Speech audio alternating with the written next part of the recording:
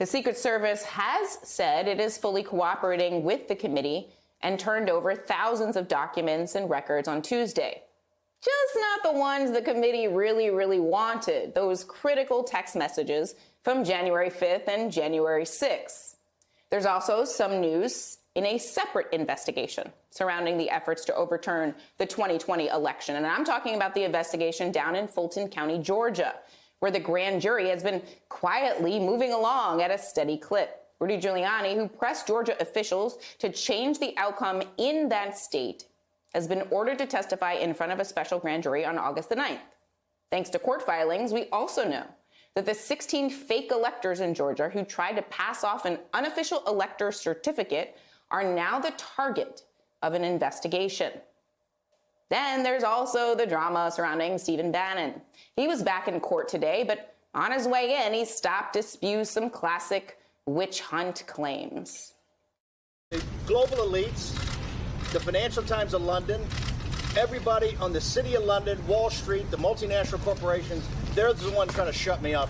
They will never shut me up and never shut me down. It's a lot of shirts. Okay, joining me now, former federal prosecutor and NBC News legal analyst Glenn Kirshner. I was making a little joke there about the fact that Steve Bannon usually wears at least 3 shirts at the same time. I just have questions about it, but that's not the focus of this conversation, Glenn. I want to circle back to the missing Secret Service texts for a moment. The National Archives mentioned possible unauthorized deletion, and that's what makes my little spidey senses go up. Is that the suggestion of possible criminal interference with an ongoing investigation? How concerned are you that something nefarious may have happened here? Zerlina, I am hugely concerned. These text messages should have been preserved in the first instance. They should be turned over to authorities, whether congressional or law enforcement authorities. They should be backed up. They should still be retrievable. I understand cell phone providers will purge text messages over time. But here's what's gotten me so sort of frustrated and a little bit angry. When I was a federal prosecutor at the D.C. U.S. Attorney's Office, and we obtained evidence, cell phone evidence, and it looked like the target, the owner of that cell phone, had deleted information off of it.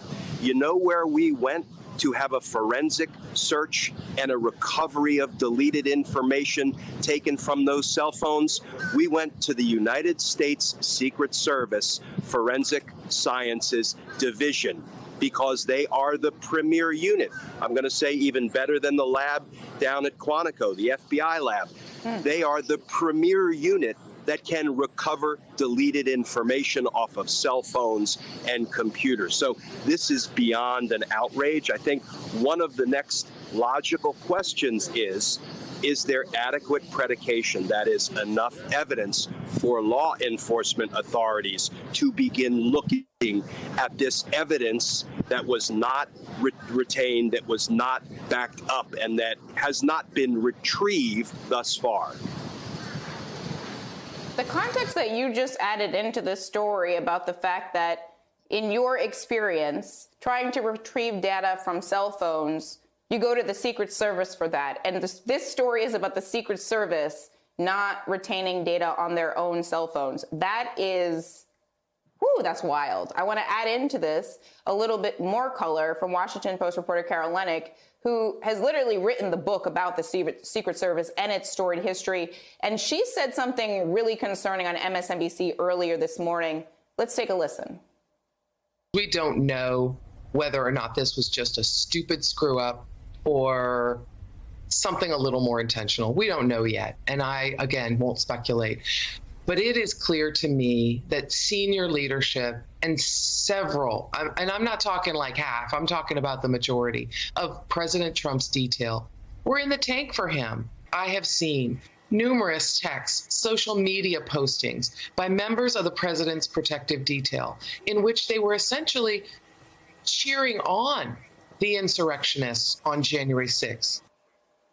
So this is one of those moments where when you have to ask a question like, Could the Secret Service be politicized? Could these texts have intentionally been deleted? That it's the question itself that is the alarming piece, because they're supposed to be just protecting the president and this organization that isn't supposed to be involved in this politicization. What red flags does this raise in your mind?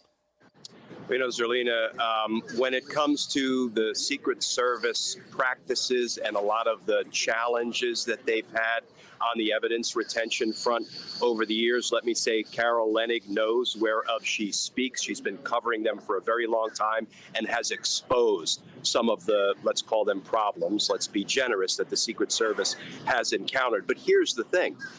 If they did nothing wrong, they should welcome a law enforcement investigation to make sure that the leadership did nothing wrong on the criminal front, that none of the agents did anything wrong on the criminal front. If they have nothing to be concerned about, they should welcome an FBI investigation of how it is that this important, indeed historic evidence was deleted. I am not fully buying an innocent explanation.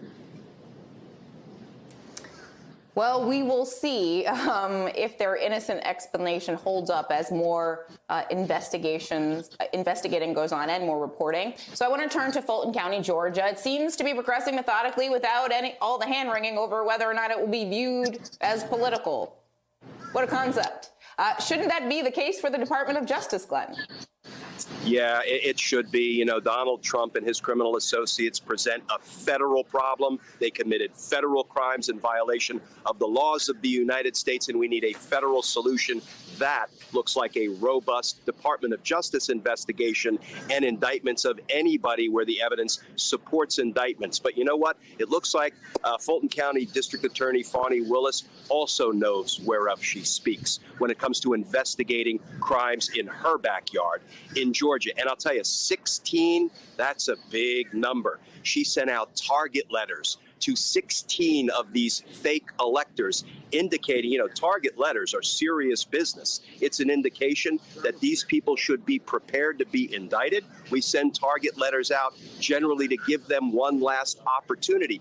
If you want to avoid being indicted, come on in and talk with us. Maybe we can develop you as a cooperating witness, and then you can tell us about your fellow fraudulent electors. And 16 is a big and important number. Why? Because in big criminal organization cases, gang cases, RICO cases, the more people you have on the hook as possibly being involved in criminal wrongdoing, the more likely it is some of those people will make the considered decision to take responsibility for their crimes, cooperate, and testify against the others. So 16 is advantage to Fani Willis.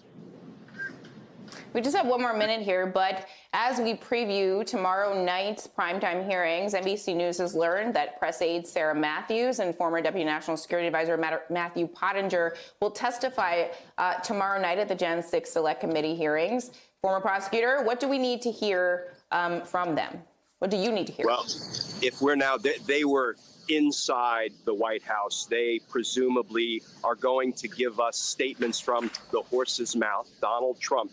And I think this may not be the last hearing, but it will be the culmination, in my opinion, because we are now going to see Donald Trump for 3 hours watching the Capitol attack rage on, watching people get hurt. Adam Kinzinger said there's evidence that he was gleefully watching and recording to the or rewinding to the good parts. I don't know how he defines the good parts, but I think this is going to be perhaps the most enlightening and the most horrific of the J6 public hearings thus far, when we see Donald Trump not only launching the attack, but refusing to call it off, refusing to protect the lives of the people in the Capitol that day.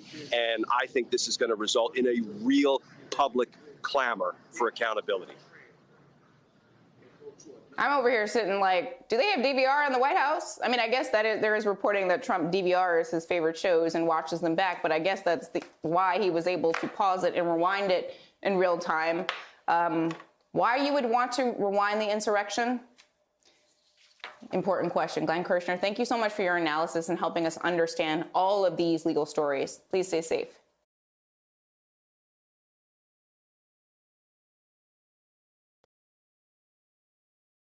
Hi, I'm Zerlina Maxwell. Thanks for checking out our channel on YouTube. You can see more from Zerlina by clicking any of the videos on this screen, and make sure you subscribe below to stay up to date on the day's biggest stories. Thanks for watching.